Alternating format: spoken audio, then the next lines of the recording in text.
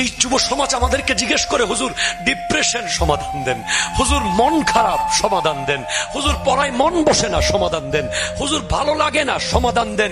সবকিছুর সমাধান আছে সিজদা। সিজদা, সিজদা, সিজদা। সিজদা যত লম্বা হবে হৃদয় তত নরম হবে। ঠিক কিনা জোরে কথা?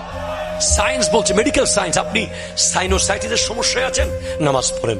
আপনার পেইন আছে স্পাইনাল কর্ডে, নামাজ পড়েন। আপনার মেরুদণ্ডের ব্যথা আছে, নামাজ পড়েন। আপনার কিডনির সমস্যা আছে, নামাজ পড়েন। আপনার লিভারের সমস্যা আছে, নামাজ পড়েন। আপনার হার্টের প্রবলেম আছে, নামাজ পড়েন। আমি প্রত্যেকটা পার্ট টু পার্ট আপনাকে বোঝাতে পারবো অ্যাকর্ডিং টু সায়েন্স।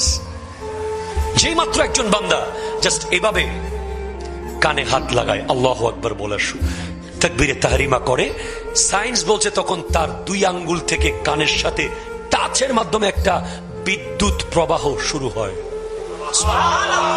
কারেন্ট, যেটা তার মাথার এই অংশ, শরীরের এক মাথার টোটাল মাথার মধ্যে একটা বিদ্যুতায়ন শুরু হয়, যার মাধ্যমে তার অসংখ্য ঘুমন্ত কোষ, অসংখ্য মরা কোষ জেগে ওঠে।